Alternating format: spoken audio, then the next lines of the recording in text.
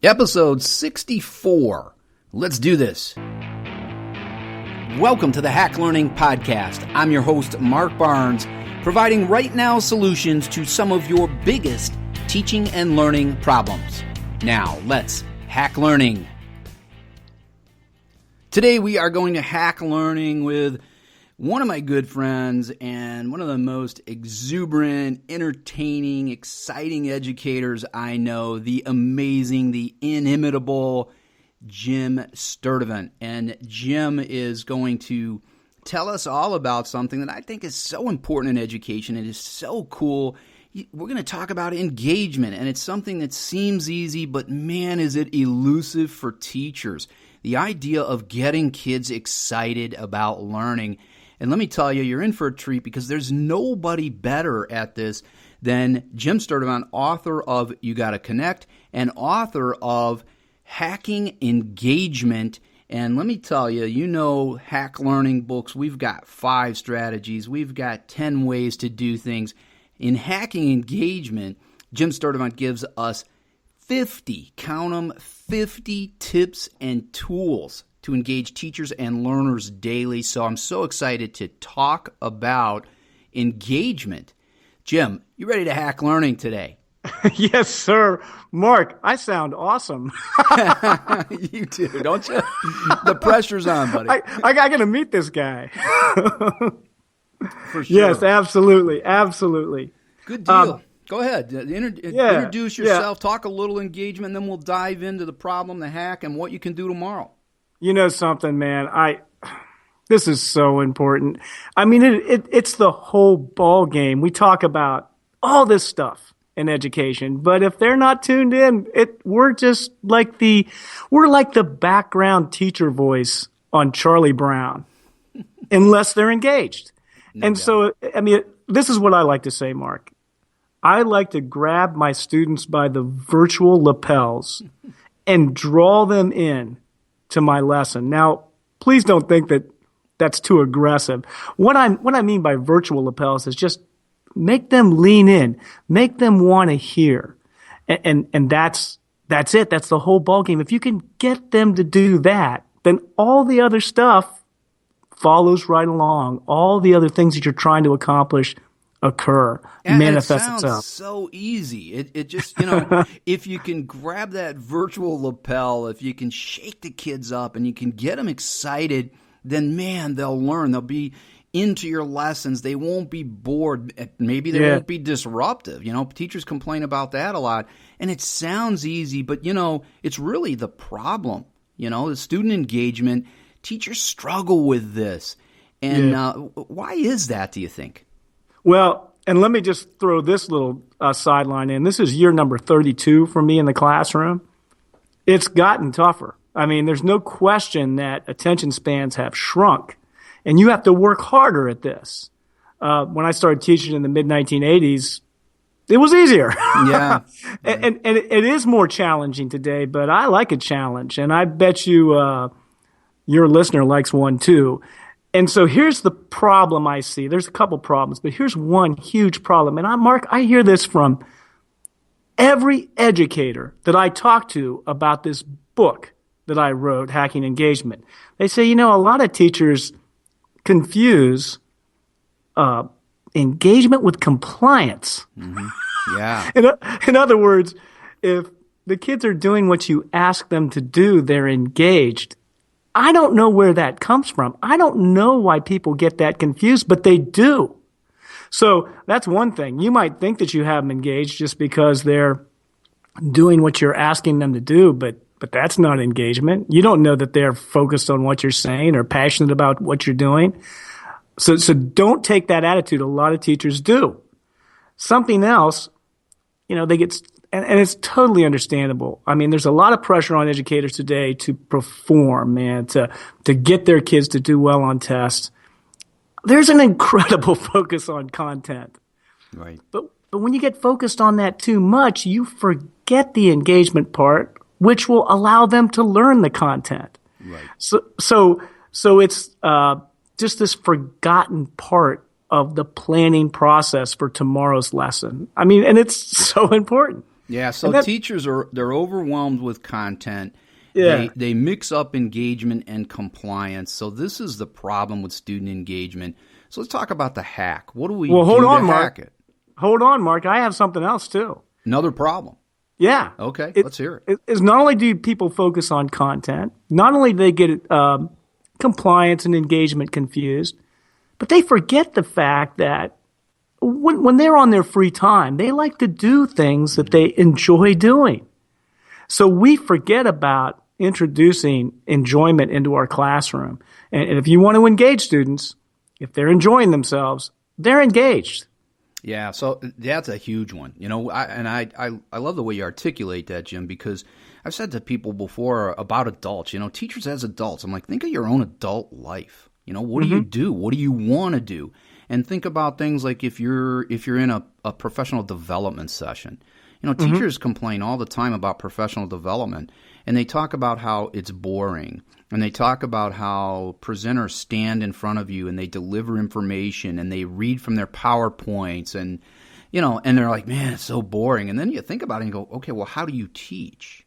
And a lot of them would say, you know, if they were being honest, a lot of them would say, well, yeah, you know, I kind of like that. You know, so I think then what I'm hearing too in the problem is talking about that connection. So let's talk a little bit about the hack and what we do to fix this problem.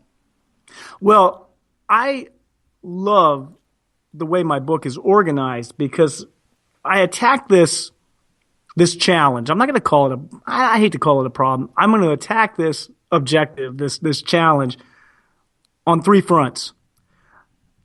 There's a large portion of this book which will give you tech tools that you can use tomorrow. Now, Jennifer Gonzalez, a good friend of yours and mine, made a wonderful point about tech tools. When many teachers hear the word, I have a tech tool for you to use, they immediately go into shutdown mode. Because there's another username, there's another password, there's another thing that you have to figure out.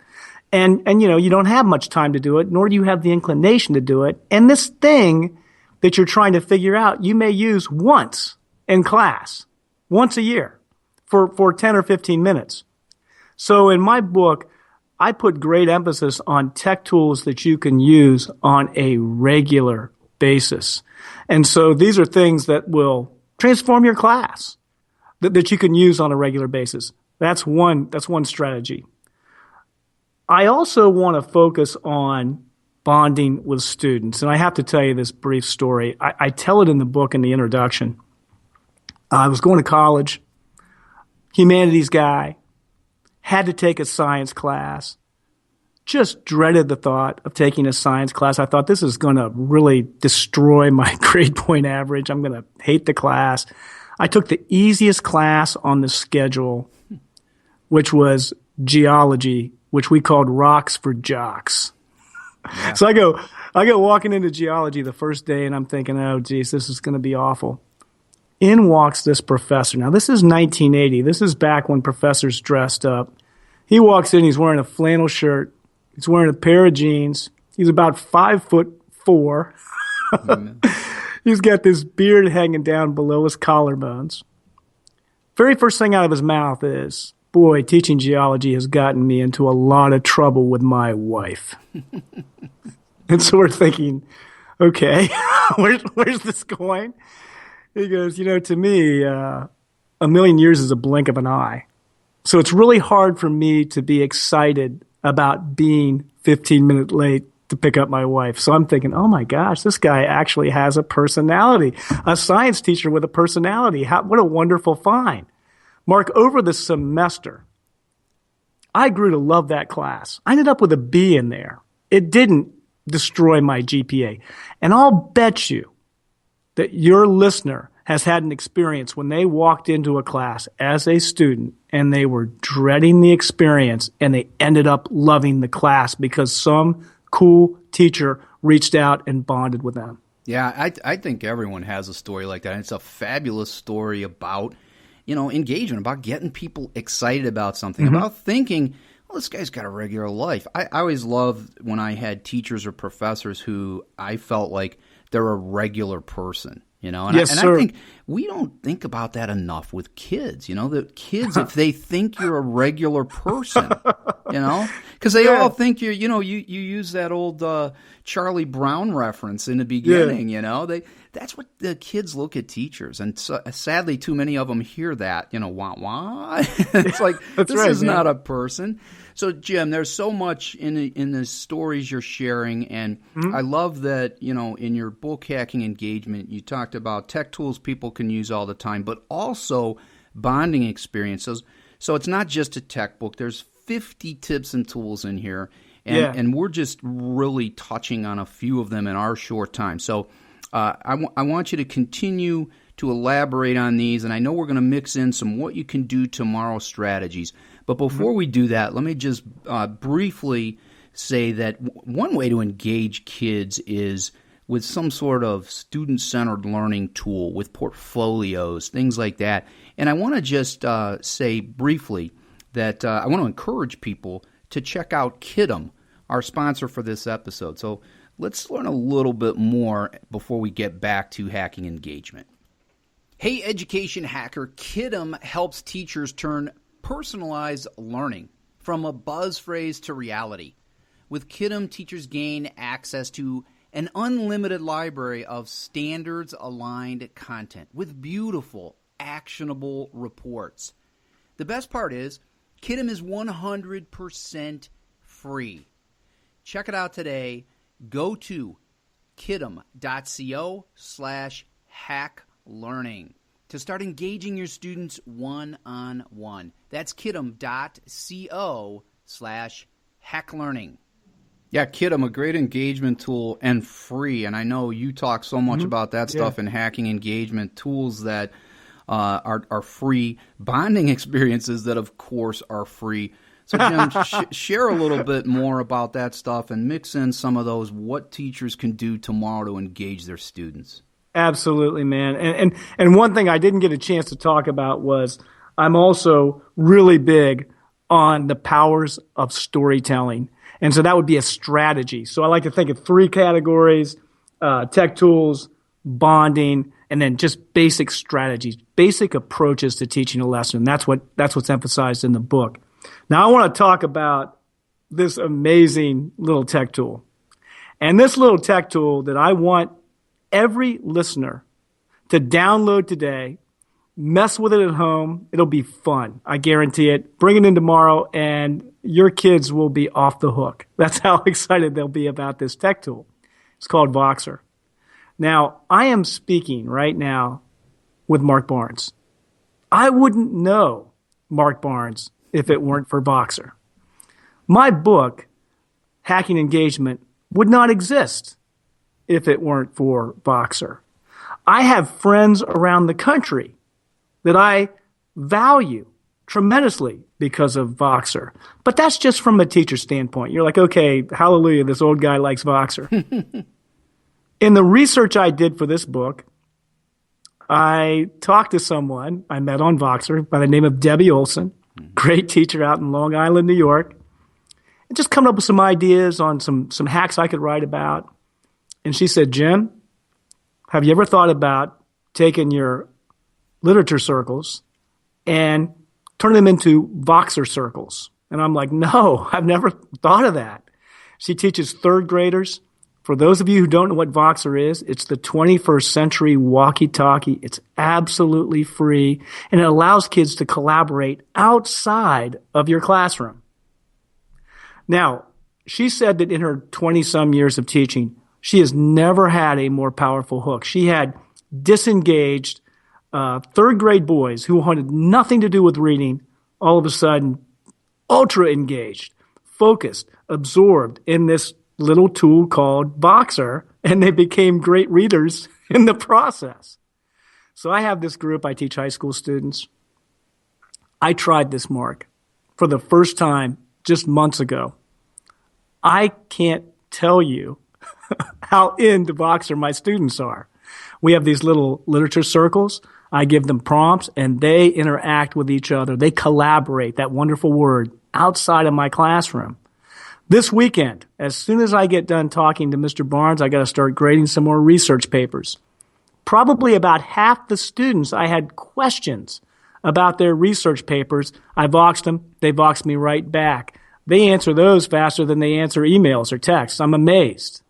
So this is just one tech tool. And like I said before, if I'm going to promote a tech tool, it's going to be a tech tool that you're going to use all the time. It's not going to be for just one lesson.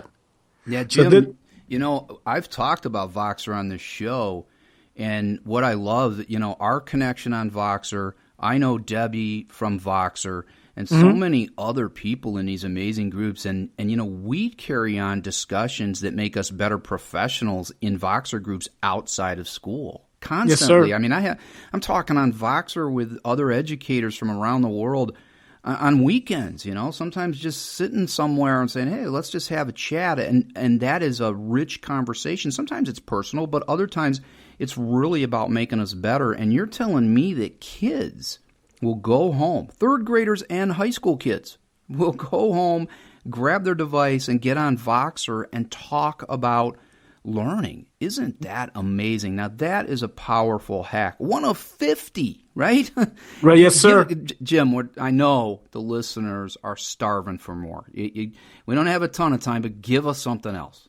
Okay, I got to give you one more. That's all I'm going to give you, Mark, is one more. All right. So here's the deal. Mark Barnes voxed me last summer. He said, hey, have you ever thought about writing a book on engagement? And I said, yeah, sure, that sounds great. He says, well, why don't you write one hack and send it to me? Which is what I did. Out of the 50 hacks, Mark Barnes, he still loves this hack. It's his favorite hack. And Mr. Barnes, I am so enthused about this hack that my next episode of the Hacking Engagement podcast, you're going to love this, is going to be a panel discussion among my original sources, my students, and they're going to talk about the power of this hack. So is that enough teasing? I'm on the edge of my seat here, and I bet other people are too. Okay, here's the deal. School starts beginning of the semester, and you're struggling to learn your students' names, which is a problem. You cannot engage students if you don't know their name. Right. If you're calling them the wrong name, or if you're pointing at them and saying, hey, you, that's really a bad way to be with young people. So I struggle with this. I'm terrible at learning names. I thought there's got to be an easier way. And I don't know how I came up with this idea. I have no clue. It's just one of those things that just evolved over time. But Brad Pitt and Angelina Jolie, for some odd reason, came up in my class. And I referred to them as Brangelina, and all the students were like, yeah, we know who that is, man. We know who that is. You can throw that reference out in contemporary American culture. Everybody's going to know what that is. Sure. So I thought, okay, that's two names morphed into one. I'm having a hard time remembering these kids' names. What if I take their first name and their last name and morph it into one name? And what happened was, I had a blast doing this. The kids had a blast getting their new moniker. Sometimes the evolutions of these names is bizarre, to say the least. Oftentimes it'll be a noun of some sort. I have a girl called Elizabeth Bender. I just took the L from her name and made her the Blender. She loves that name. It does a lot of stuff. Number one, it helps you remember a kid's name. Sure. Number two, it bonds you together. Number three, Mark, it builds student allegiance to your class. Oh, well, that's a powerful thing. They walk out of there thinking, Mr. Sturtevant calls me the Blender. No one calls me the Blender. That's cool, man. So those are all powerful things. Now, you might be thinking, I am not creative enough to create these celebrity couple nicknames out of their first and last name. How in the world can you do this? Well, sometimes they just happen organically, but you can also challenge the kids to morph their own name. So give them the power to create their own moniker. And the only downside to this is I forget their real names. So I'll see them 5 years later and say, hey, Blender, what's up? But that's a beautiful thing. It doesn't matter really if you remember their real name. The key is there's a name. And, it's so important. And I'm sure some people are like you and and me, because I had this problem too, man. I used to tell the kids, "Oh, I'll be the last teacher to remember your name." What a terrible thing to tell kids. Right? Yeah. I mean, my goodness, I thought back on that, and I was like, why would you ever tell kids that? It's just like, well, you're not important enough to remember. It's a terrible thing, terrible. And I just love this. I have to tell you something, man. I went out on a date in college, and I was really excited about this date. I had my eye on this young woman for about a month, and she broke up with her boyfriend, or I guess the boyfriend broke up with her. I don't really remember who broke up with whom, but I sprung into action, man. I said, "Hey, would you go to this movie with me?" And she said yes. And she called me her ex-boyfriend's name three times on that date. So, yeah, you want to call people by the right name, or at least make up a new one for them. Well, I love it. And as you said, Jim, this is from the beginning. I was like, oh my goodness, I love this. And I challenged you. I said, can you come up with 49 more things like this? Yeah, no problem, man. Because this is too much. And you've done it, and it's amazing. And hey, I don't know if you saw this, but I shared a graphic on Twitter some time ago, and it was just sort of to get people excited about hacking engagement.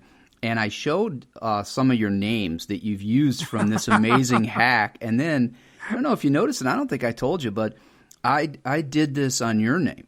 So I didn't see that. So you're James Sturtevant, and it's James, and then the last name begins S-T-U-R. So when I included one of these I made up for you with the ones that you share in the book, and I called you Jamstur. Oh, my God. S-T-U-R. So you're Jamstur, buddy. Mr. Barnes, that's awesome. That is awesome. And I gotta go find that tweet. I mean, if people aren't just amazed at how fun this is, I bet you listeners right now, it doesn't matter what time of year it is. It's a great time in the beginning of the year to use this to remember kids' names. But I guarantee you we've got listeners right now thinking of kids' names and doing this and thinking, I got to go in tomorrow and we got to do this because it's so fun. And like you said, it creates a bond, and it creates this allegiance. And man, is that powerful. And there's so much more of this in hacking engagement. I'm so excited about it. So Jim, tell us where we can find it. Tell people where they can connect with you and engage with you, because I know you love doing it. So do that before we're out today. Sure. I mean, if you just go to hackingengagement.com, you will see 50 ways to do it. hackingengagement.com. You can connect with me on Twitter at James Sturtevant. And then my email address is P as in Papa, J as in, my gosh, Mark, what's the NATO alphabet for J? What is that? Jamstur? I don't know. P as in Papa, J as in Jamstur. That's beautiful, sir. Sturtevant, and you spell that S as in Sam, T as in Tango, U as in Uniform, R as in Romeo, T as in Tango, E as in Echo, V as in Victor, A as in Alpha, N as in November, T as in Tango. I have learned painful lessons about how important it is to spell that out at gmail.com. Well, we're going to make it easy on people, too, because we're going to put it on our show notes page at hacklearningpodcast.com, along with the links back to this incredible book that I'm so excited about. And, people probably get tired of hearing me say that, because I say it about every hack learning book that comes out, because we are truly solving problems in education in hack learning. And, it's my baby, and man, I'm so excited about it. But what I love is that I get to engage with amazing people like you and all of the other authors in the series. So I'm super excited. I think people are going to love these 50 tips and tools. I think they're going to love them so much that they're going to want more, Jim. So listen, who knows? Listen, Mr. Barnes, I have one dirty little secret I got to lay on your listener before we leave, and that's if your kids are having a lot of fun in your class, my prediction is you'll start having a lot of fun as a teacher. And that's so powerful. I agree. And I'll tell you what, if you're not having fun as a teacher, then you need hacking engagement, because it's all about the fun. Yes, sir. Jim Sturtevant, thanks so much for this. It's been amazing, and I know people are going to want to hear more, so they're going to get over to your Hacking Engagement podcast. How cool is that, too, to be able to hear Jim talk about this weekly? So we'll link that on the show notes as well. Jim, thanks so much. We're excited about hacking engagement, and we'll do this again sometime. Yes, sir. Take care. As always, we continue the conversation at #HackLearning on Twitter and on the show notes page at hacklearningpodcast.com. Thanks for listening. See you next time.